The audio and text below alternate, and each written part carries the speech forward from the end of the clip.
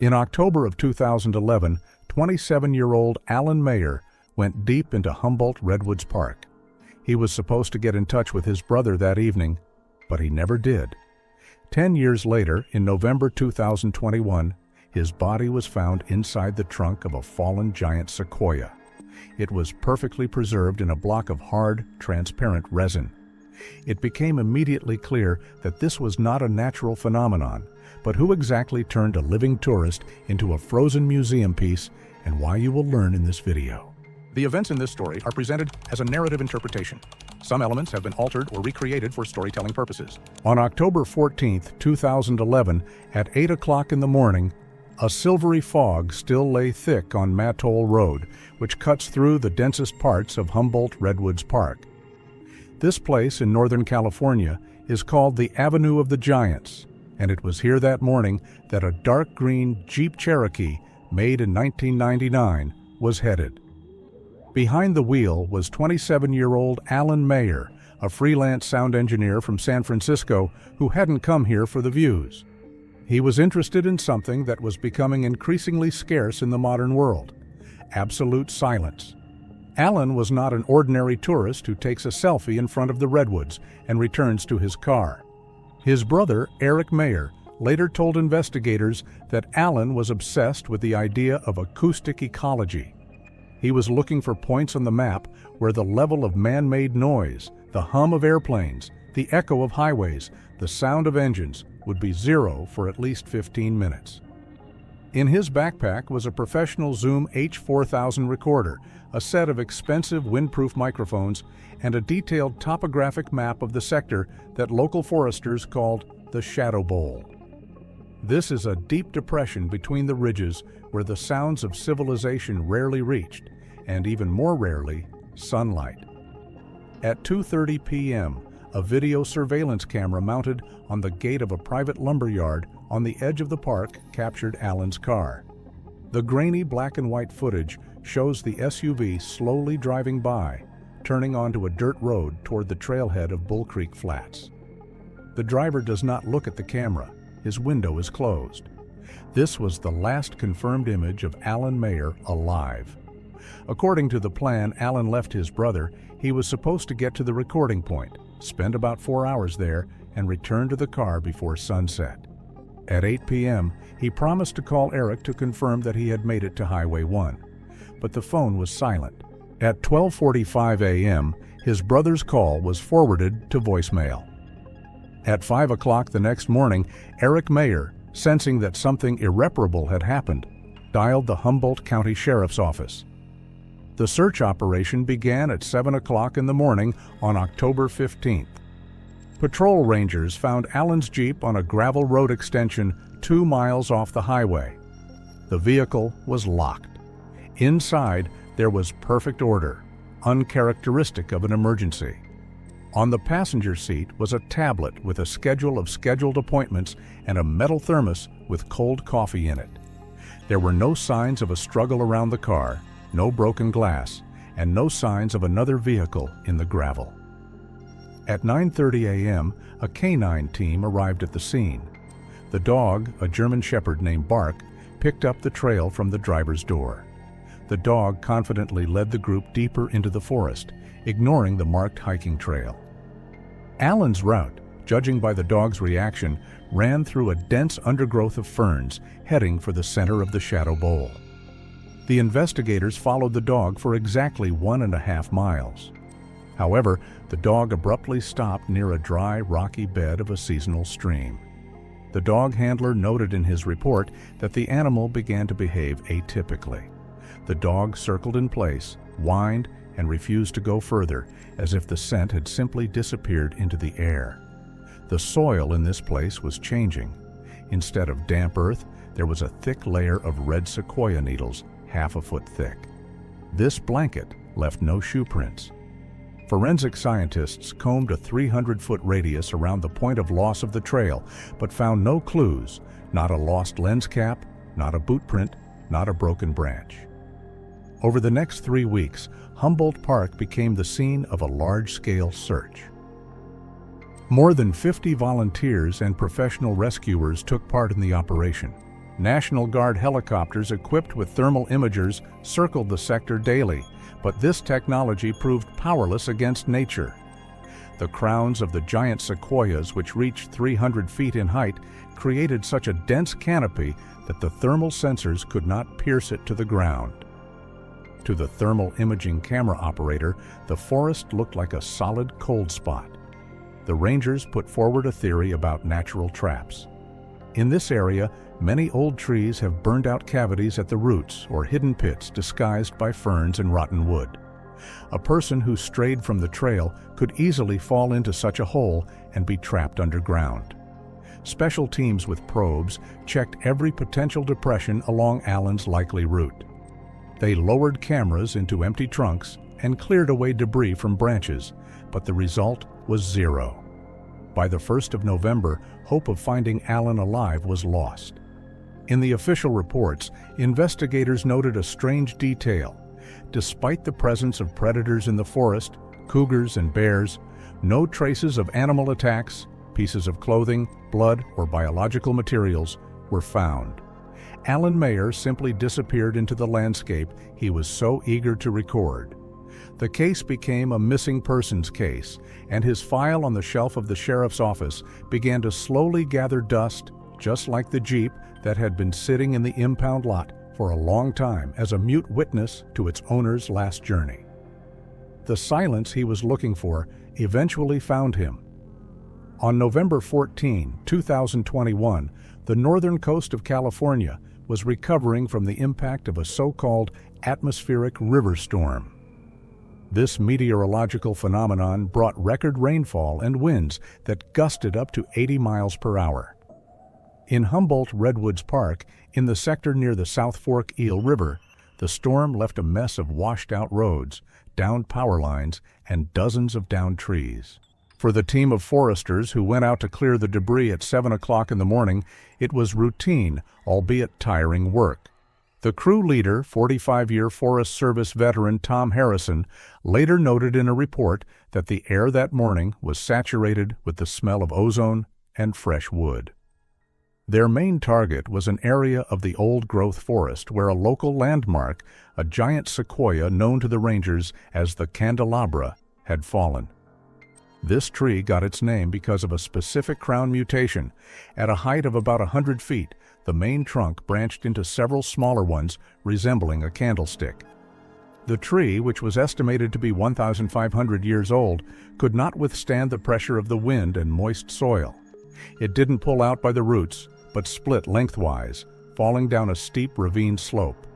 At about 11 o'clock in the morning, the team reached the fall site. The trunk of the candelabra was lying at an angle, blocking the natural drainage. Harrison ordered them to start cutting branches to assess the extent of the damage and stabilize the trunk. The sound of the chainsaws broke the morning silence, but after 20 minutes, the work suddenly stopped. One of the workers, who was working around the bottom of the trunk, started shouting and waving his arms, demanding that the equipment be turned off.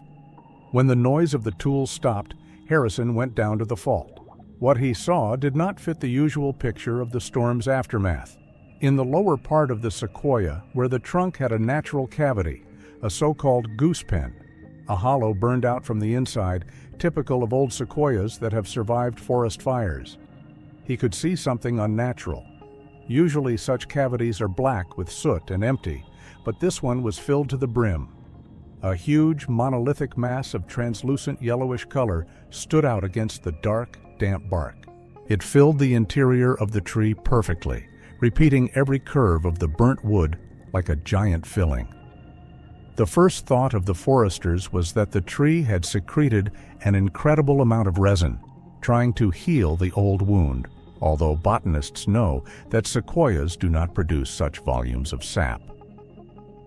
The sun, which at that very moment broke through the gaps in the clouds, struck a beam directly into this amber block. The light passed through the muddy thickness of the material, illuminating what was inside. It was not a chaotic pattern of wood. In the center of the block, frozen in eternity, stood a man. The sight was so surreal that, according to Harrison, his brain refused to accept reality.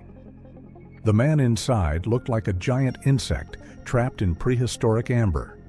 His body was in an upright position. He was wearing a dark green North Face jacket and gray hiking pants, clothes that were perfectly preserved without losing color. A black backpack hung on his shoulders, its straps cutting into the fabric of the jacket, creating the illusion of movement. The most terrifying thing, according to eyewitnesses, was the face.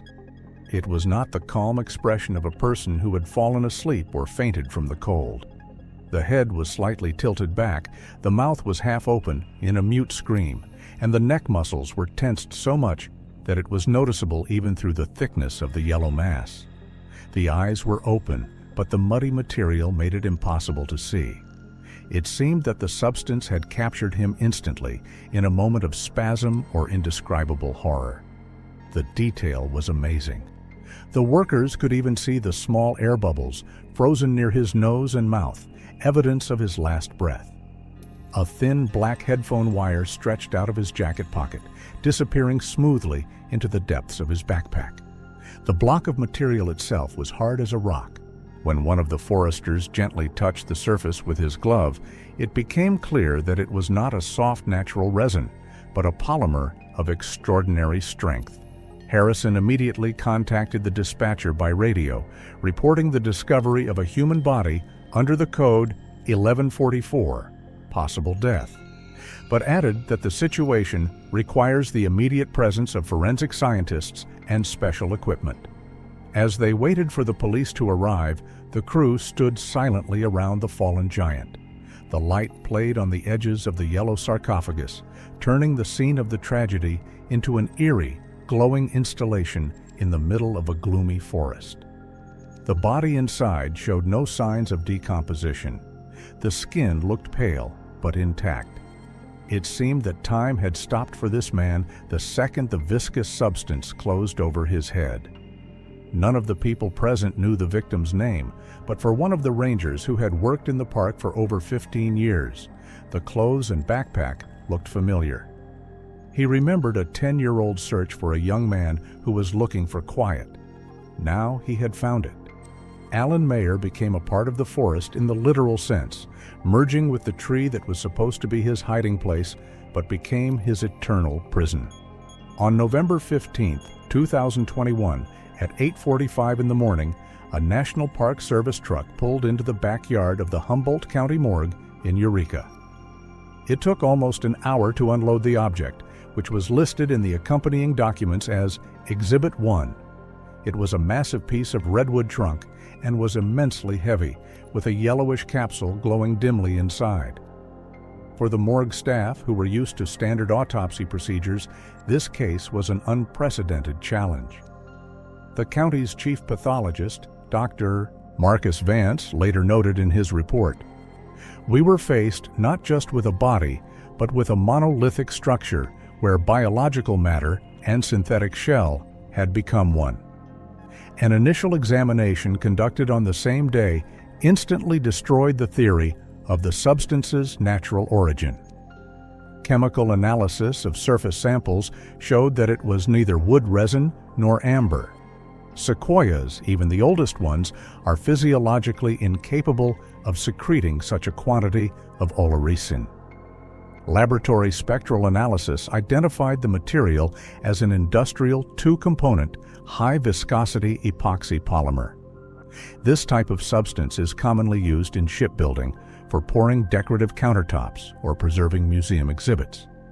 Experts found traces of a yellow ochre-based pigment in the composition, which was added deliberately. The person who created this sarcophagus deliberately tried to imitate the natural color of wood resin so that the cache would not be obvious to casual passers-by. Dr. Vance faced a technical problem. It was impossible to remove the body from the polymer block in the traditional way. After polymerization, the epoxy resin became harder than bone. Any attempt to break or saw the cocoon would have led to irreparable damage to the victim's tissues.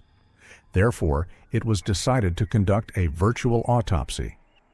On November 16th, the object was transported to the radiology department of a local hospital, where a powerful industrial tomograph was available. The results of the scan, which appeared on the monitors in the control room, silenced even experienced forensic experts. The high-resolution, layer-by-layer images revealed the gruesome chronology of Alan Mayer's death. The images clearly showed horizontal lines of material density demarcation. This indicated that the sarcophagus was not poured at one time. The process took place in stages. Experts counted 5 separate layers. This meant that the killer came to the tree for several days, poured another portion of the polymer, waited for it to harden, and came back again. A scan of the body confirmed the worst suspicions. Alan Mayer was alive when the pouring began. His legs were fixed by the first layer, which reached his ankles. The next layer bound his knees. The posture of his arms showed a desperate but stiff attempt to lift them up to protect himself from the rising viscous liquid. The diaphragm was unnaturally constricted, and the lungs looked burned in the pictures. The fact is that epoxy curing is an exothermic reaction. When mixed in large volumes, the substance can heat up to 150 degrees Fahrenheit and emit toxic fumes. The official cause of death, which Dr. Vance wrote in the certificate on November 17th, was chemical asphyxiation, thermal shock, and acute intoxication by volatile compounds. Alan was effectively boiled alive in his own trap, slowly suffocating from the poisonous gas released by the polymer. His face, frozen in a grimace of pain, was the result of a final spasm as the heated mass reached his neck. To obtain samples for toxicology, technicians had to use diamond drills to make a thin hole in the victim's thigh. Tissue analysis revealed a high concentration of ketamine, a powerful dissociative anesthetic, in the blood. This explained why the young and physically healthy man was unable to get out of the tree cavity at the initial stage. The killer injected him with the drug, which immobilized his body, but probably left his consciousness partially lucid. Alan Mayer saw and felt himself being turned into a part of the tree, but could not move even a finger to escape. The report also noted that the victim's clothes were completely intact. His pockets were not turned out. It was not a robbery. The backpack remained on his shoulders, the headphones in his ears. On the CT scan, experts noticed a rectangular outline of an electronic device near Alan's waist, which also got into the flood zone. It was a digital recorder that Alan used to record silence. The polymer sealed the gadget, protecting it from moisture and decomposition for 10 years. Now, in order to find out what exactly the device recorded in the last minutes of the tourist's life, forensic scientists had to perform a delicate operation to cut the equipment out of the monolith without damaging the fragile electronics. On November 20, 2021, a specialized courier delivered a sealed container labeled Biological Hazard, Physical Evidence to the Digital Forensics Laboratory in San Francisco. It was a sterile white room filled with the hum of servers and the smell of ozone, creating a stark contrast to the dank, dirty forest from which the object had come. Inside the container was a fragment cut from a polymer block. A black rectangle was visible through the muddy yellow layer, a zoom digital recorder that had been on Alan Mayer's belt for 10 years. The lab's chief engineer, Dr. Sarah Chen, faced a technical dilemma that could have destroyed the evidence before analysis could begin. The epoxy resin had bonded tightly to the plastic case of the recorder. Any attempt to break the shell with a hammer or cut it with a circular saw would have created vibrations that could have damaged the fragile contacts of the memory card. In addition, the heat from the tools could melt the chips. Therefore, it was decided to use a high-precision laser router with a liquid-cooled system, which is commonly used to open black boxes after airplane crashes. The process of freeing the device took 12 hours of continuous operation. Millimeter by millimeter, the laser vaporized the polymer until the engineers reached the memory card compartment. When Dr. Chen finally pulled out the card, a 4-gigabyte SD card, it looked as if it had been bought yesterday. Paradoxically, the killer had created ideal conditions for preserving the information by pouring resin over the body. The vacuum environment without access to oxygen and moisture prevented the contacts from oxidizing. On November 21st at 10 o'clock in the morning, homicide detectives and audio experts gathered in the listening room. The memory card was connected to an isolated terminal. The system recognized the file structure. A list of 52 audio files appeared on the screen. All of them were dated in 2011. The last file, titled October 17th, Silence, Attempt 3, was created on the day Alan disappeared. It was 42 minutes long. The expert pressed the play button. The first 30 minutes of the recording featured only the white noise of nature, the rustling of the wind in the crowns of redwoods 300 feet up, the distant cry of a jay, Alan's rhythmic breathing, and the crunch of pine needles under his boots. Acoustic analysis showed that he was moving through a deep canyon where the sound bounced off the slopes, creating the effect of a closed space. At the 38th minute mark of the recording, the visual spectrogram on the monitor changed. The green line, which indicated background noise, jumped sharply into the red sector. It was a sound that did not belong to the forest. The experts played this moment 5 times, applying noise reduction filters. It was a dry, clear, metallic click. One of the detectives, a former military officer, identified the sound as the shutter of an old mechanical camera or the cocking of a trigger, although there was no characteristic spring ringing. It could also have been some kind of specific construction tool. Immediately after the click, Alan's footsteps stopped. The recording shows him abruptly stopping, rustling his jacket. Then his voice is heard, clear, a little surprised, but without panic. He speaks as if addressing a random passerby. "I'm sorry, I didn't know this was a private area. It's a park on the map. I'm just looking for a quiet place to record." In response, there is a 4-second pause. The silence is so deep that you can hear Alan's own heartbeat accelerating. Then another voice comes on. It is quiet even, devoid of any emotional coloring or accent. Spectral analysis showed that the speaker was standing no further than 10 feet from the microphone. The voice spoke only one phrase: "There is no way through here." The tone was not threatening or aggressive.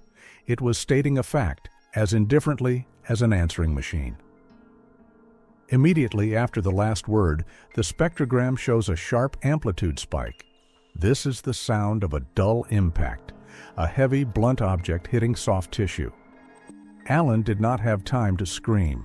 All he could hear was a sharp exhalation, as if all the air had been instantly knocked out of his lungs. Then there was the sound of a body falling, the rustle of ferns breaking under the weight of a person, and a dull thud on the ground. The recording did not end immediately. The recorder continued to work for another 18 seconds, lying on the ground. During this period, the microphones recorded slow, heavy footsteps approaching. Someone approached Alan, who was lying down. There were no words, no swearing, no heavy breathing after the blow. Only the squeak of leather boots and a strange sound, like unwinding duct tape or rustling polyethylene. Then the recording stopped. Probably the attacker noticed the device or simply turned it off, although the stop button was not pressed. The file was terminated due to an emergency power outage, but the data was saved. This audio recording was a turning point. It transformed the case from a body discovery into a cold-blooded murder investigation. The unknown man's voice was so clear that forensic scientists were able to create his voice profile. He was a man between the ages of 40 and 50, calm, confident, and in control of the situation. The phrase, "There's no way through here," sounded not like a warning from a security guard, but like a sentence. Now the detectives had not just a body in a tree, but the sound imprint of the killer who had met Alan 10 years ago in a part of the forest where, according to the maps, there should not have been a single living soul. On November 23, 2021, the investigation into the murder of Alan Mayer changed its vector. If earlier detectives were looking for the answer to the question, who, now the key to the solution was the question, how. The technical report provided by the chemical engineers contained staggering figures. In order to fill a cavity in a sequoia trunk of this size, the killer needed at least 80 gallons of liquid polymer. In terms of weight, this is more than 700 pounds of material. This amount would not fit in a tourist backpack. This was not a spontaneous act, but a large-scale logistical operation that required transportation, money, and, most importantly, access to specific industrial materials. Detective Richardson, who led the financial investigation, realized that it was impossible to buy that much epoxy quietly. This is not a product sold in a regular hardware store. A polymer of this quality, capable of solidifying in bulk without cracking, was expensive. At the prices of 2011, the cost of 80 gallons was about $5,000. Investigators began checking the records of all chemical suppliers within a 200-mile radius of Humboldt Park. It was a tedious job. Most companies had already switched to digital databases, but old paper invoices from 2011 were often stored in basements or destroyed. However, they got lucky in the industrial zone of Eureka. A company called Bay Area Industrial Resources, which specialized in materials for repairing yacht and fishing vessel hulls, had preserved its archives.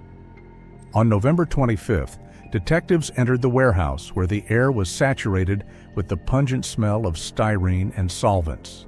The owner of the company, an elderly man who had been running the business for more than 30 years, remembered the strange customer even before the police showed him the warrant to inspect the documents. According to him, in the fall of 2011, a man began to visit them, buying Marin clear cast resin, an expensive transparent compound used for deep pouring. According to the surviving invoices, the first visit took place on October 5, 2011, 9 days before Allen disappeared. The man purchased 10 gallons of base and hardener. But that was only the beginning. Over the next 3 weeks, he returned 4 more times, each time buying 15 or 20 gallons. This perfectly coincided with the pathologist's conclusions about the layered pouring of the body. The killer bought the material in batches, poured a layer, waited for it to harden, and then went for a new portion. One detail in the receipt dated October 12th drew the investigators' attention. In addition to the resin, the buyer purchased 2 cans of industrial dye in the color golden ochre. The warehouse owner said that he asked the customer why he needed to tint the clear marine varnish. The man answered briefly and dryly, "To restore antique furniture." This explained the yellowish hue of the sarcophagus that made it look like natural oleoresin. The client gave his name as Robert. Of course, a check showed that there was no person with that name and address. He always paid in cash, bringing $20 and $50 bills with bank rubber bands. There were no security cameras in the warehouse in 2011, but the manager remembered the customer's vehicle. It was an old Ford F-150, probably from the early 90s, dark blue or black in color with faded paint on the hood. The most important detail that the witness remembered was a sticker on the rear bumper of the pickup. It was the logo of a well-known local environmental organization, a stylized image of a redwood tree in a green circle with the words, "Save the Giants." This fact dramatically changed the suspect's psychological profile. The detectives realized that they were not looking for a poacher who killed a tourist for the sake of robbery, nor a random drug addict. The killer was a fanatic. He was carrying gallons of chemicals in his trunk to turn a man into a piece of wood, and at the same time declared his love for nature. He didn't just hide the body, he created a monument.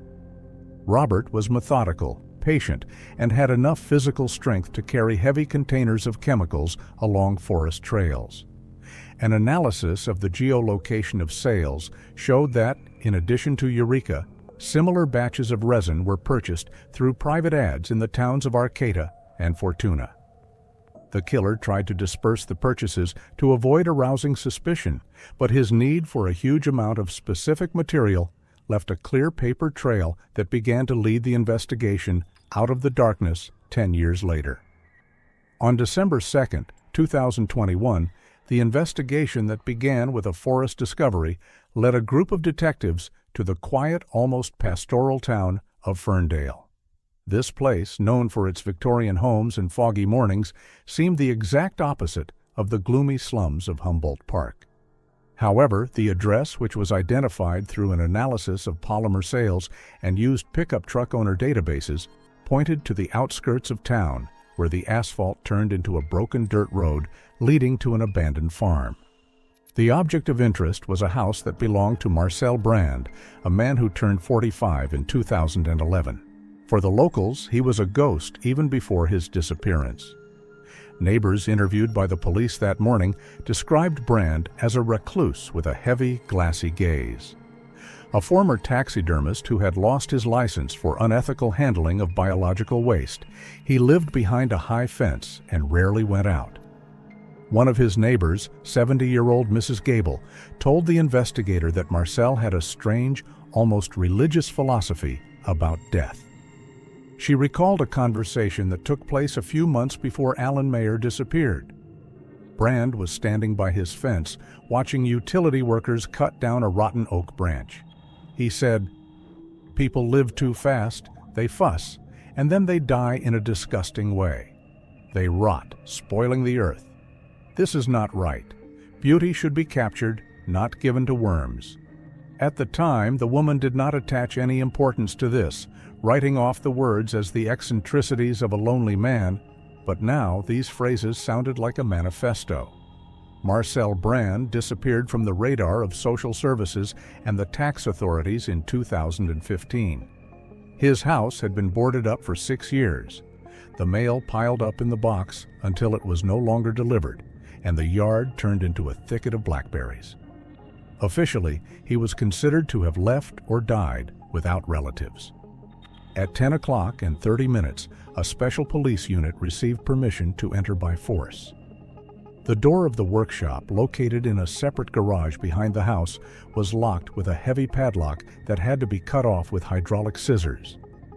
When the door opened, the police were hit in the face with the smell of stale air mixed with the pungent, sweet aroma of formalin and old chemicals.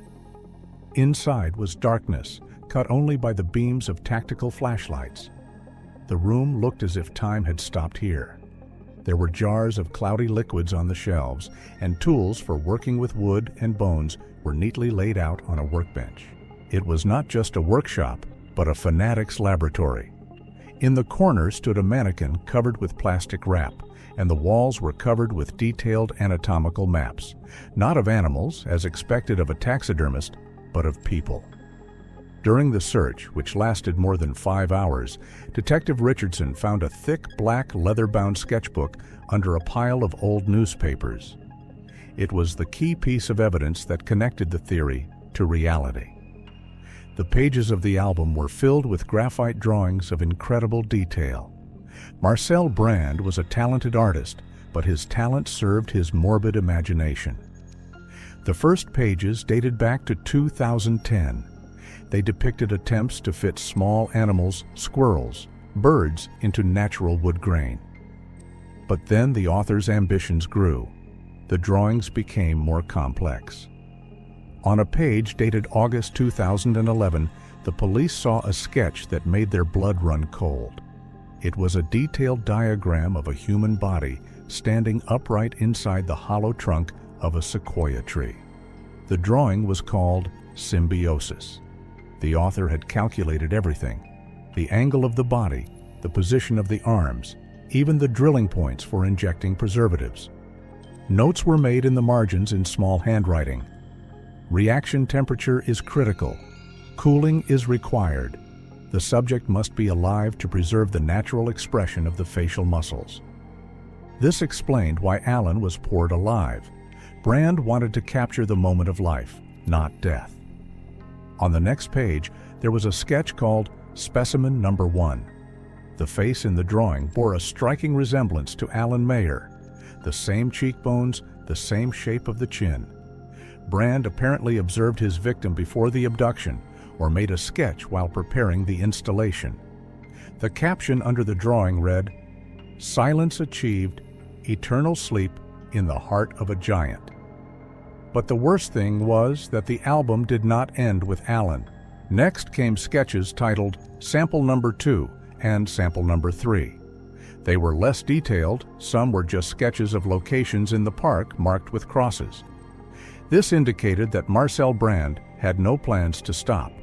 He saw the forest as his personal gallery and people as material for creating what he considered to be perfect art. In addition to the album, forensic experts found in the studio the remains of the same yellow epoxy resin produced by Marin Clearcast and empty cans of ochre pigment. On the floor, near the workbench, was an old map of Humboldt Redwoods Park. On it, a red marker circled the area of the Shadow Bowl, exactly where Alan disappeared. Marcel Brand's workshop was the place where his madness took shape. Here he planned his crimes, here he dreamed of creating an eternal forest of people. But the guardian himself was not here. The house looked abandoned, things were covered in dust.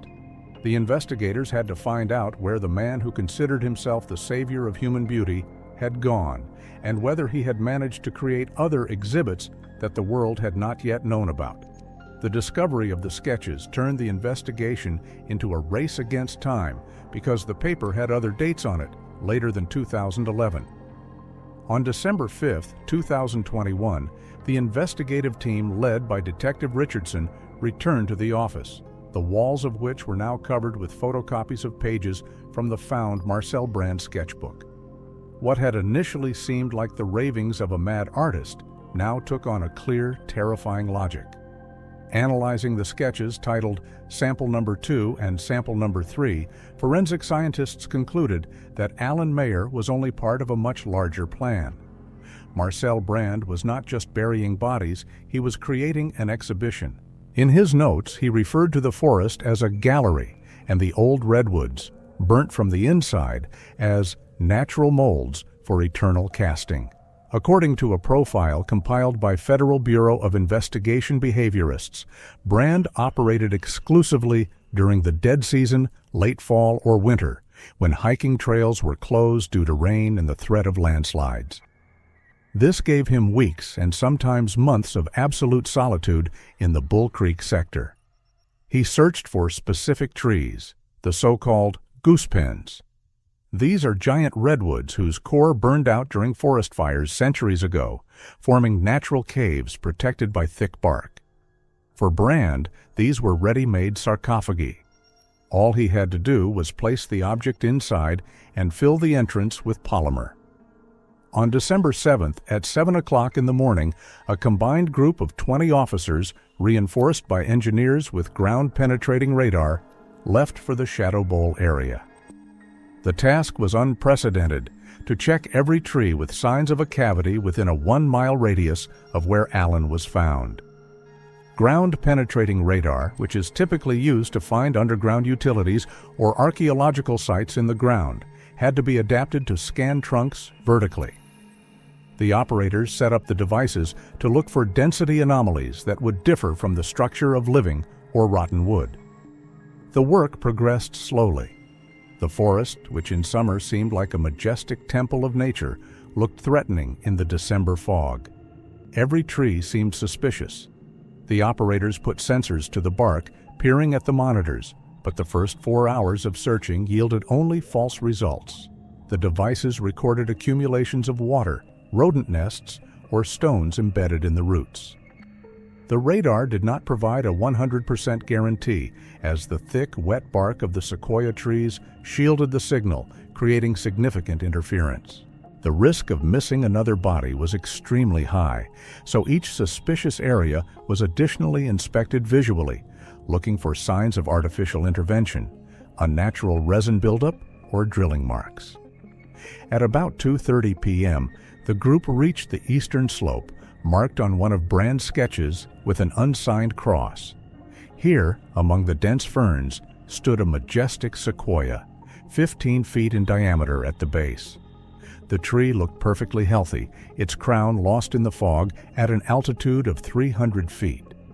However, on the northern side, hidden from the trail by shrubbery, the trunk bore a distinctive fire scar, a narrow slit that appeared to be overgrown with moss and spider webs. The GPR operator moved the sensor along this crevice. A clear, geometrically correct spot appeared on the screen of the device. The signal showed that inside the tree, behind a 4-inch thick layer of bark and wood, there was a material with a uniform ultra-high density that did not allow radio waves to pass through. It was not an empty hollow. It was a monolith. The density readings perfectly matched those obtained during the scan of Alan Mayer's sarcophagus. The head of the operation ordered an invasive test. The technician took out a cordless drill with a long wood drill bit. The sound of the tool biting into the bark broke the silence of the forest, causing birds to fly off the branches. For the first 2 inches, the drill went easily, throwing out red bark chips. Then the resistance changed dramatically. The tool began to make a higher-pitched sound, typical of drilling hard plastic. When the technician pulled the drill back out, everyone present froze. Instead of dark wood or rot, a thin, translucent yellowish spiral was wrapped around the tool's spiral. It was the same modified epoxy polymer, Marin Clear Cast. One of the detectives illuminated the drilled hole with a powerful tactical flashlight. The beam of light, once inside, broke in the muddy thickness, and the depths of the wood momentarily shone with a dim amber light. There was no doubt. This tree was also filled. It had stood there for years. Thousands of tourists had passed by. Rangers had led tours, not even suspecting that another victim was hidden behind the layer of bark in the heart of a living organism. Marcel Brand really created his museum right under the nose of the authorities. He used centuries-old trees as the safest safes in the world, turning the forest into a cemetery where the gravestones continued to grow and breathe. The discovery confirmed the serial nature of the crimes. Now the police knew that the sketches in the album were not fantasies, but an inventory list. The only question was how many more of these exhibits Humboldt Park was hiding, and whether all the points on Brand's map had already been realized. The sun began to set behind the ridges, plunging the forest into darkness, and in this twilight, the majestic silhouettes of the sequoias no longer aroused admiration. They looked like mute guards of a terrible secret. The operation was suspended until morning, but the place was surrounded by tape, realizing that tomorrow they would have to open another time capsule. On December 8, 2021, the Automated Fingerprint Identification System, AFIS, gave a match that finally closed the circle in the investigation of the Shadow Bowl case. The prints taken from chemical cans in an abandoned workshop in Ferndale matched perfectly with the fingerprint of a patient who was listed in the database of missing and unidentified persons under the code name John Doe number 64. It turned out that Marcel Brand had neither died nor fled to another country. For the past 5 years, he had been in the Napa State Psychiatric Hospital, a closed facility for people with severe mental disorders located just 200 miles south of the crime scene. According to medical records, on February 12, 2016, patrol officers found him on the median of Highway 101. He was walking, wearing dirty clothes, dehydrated, and in a deep catatonic stupor. He had old chemical burns on his hands. Since the man did not respond to questions and did not have any documents, he was admitted to the clinic as an unknown person. For 5 years, he did not say a single word. On December 10, 2021, Detective Richardson, accompanied by the clinic's leading psychiatrist, Dr. Elisa Wong, entered the high-security ward. Marcel Brand, who was already 55 years old at the time, was sitting in a chair by the barred window. He looked much older than his age, gray hair, sunken cheeks, and a completely empty gaze directed at a single point on the white wall. Attempts to establish verbal contact were futile. Brand ignored questions about his name, the workshop, and the forest. Then the detective pulled out a photo from a folder that had been taken by forensic experts at the site of the Candelabra Sequoia Fall. The photo showed a close-up of Alan Mayer's face, frozen in the yellow polymer, illuminated by the sun. Richardson silently placed the photograph on the table in front of the patient. The reaction was instantaneous. Brand's pupils dilated and his breathing became ragged. He reached out with a trembling hand and ran his finger over the glossy surface of the photo, as if trying to feel the texture. Dr. Wong noted in her report that this was the first time the patient had shown emotion during the entire observation. His lips moved and he uttered his first sentence in a quiet voice, hoarse from the long silence. It was not a confession of murder. "Why are you looking at this with horror?" he asked, not looking up at the detective.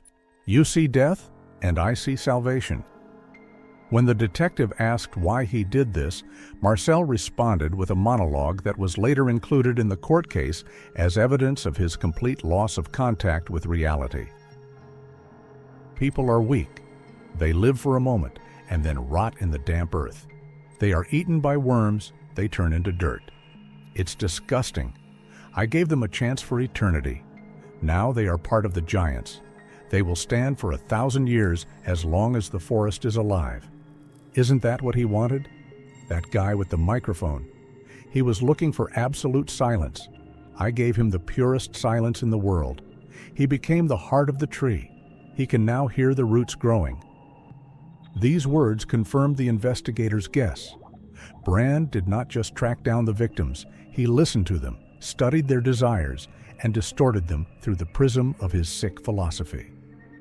For him, it was not a murder, but an act of symbiosis, a term he used to sign his sketches.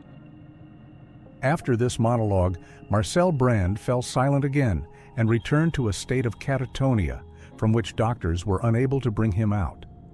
Meanwhile, the fate of Alan Mayer's body was being decided at the Humboldt County morgue. Pathologists and chemists conducted a series of experiments on polymer samples, trying to find a solvent that could destroy the epoxy without damaging biological tissue. The conclusion was disappointing. The industrial compound Marin Clearcast had penetrated so deeply into the pores of the skin and the structure of the clothing over 10 years that it had become one with the body. Mechanical removal of the resin would have meant the actual destruction of the remains. Alan's family, including his brother Eric, faced a terrible choice: cremate the block with the polymer, which would require a special industrial oven due to the toxicity of burning epoxy, or bury it in the condition in which it was found. After difficult consultations, the family decided to keep Alan intact. The funeral took place on January 20th, 2022, at the cemetery in Colma, a suburb of San Francisco. It was a private ceremony. The coffin had to be ordered according to individual drawings. It was wider and deeper than the standard one to accommodate the trunk fragment along with the body.